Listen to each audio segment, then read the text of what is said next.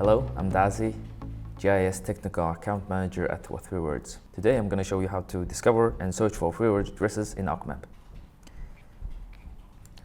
First, we need to add the geocoding toolbar to ArcMap.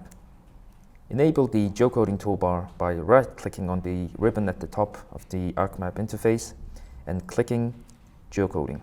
Select the With3Words locator from the geocoding toolbar and select Manage Address Locators.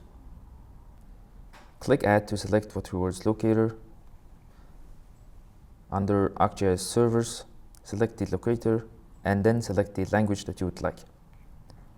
And click Add. The With3Words locator should now appear in the drop-down menu. Now we can discover freeword addresses. To do that, select the Address Inspector.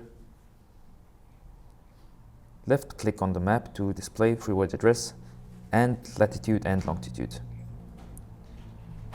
We can also search for freeword addresses by typing address in the geocoding toolbox. And that's how you discover and search for freeword addresses in ArcMap. Thank you for watching.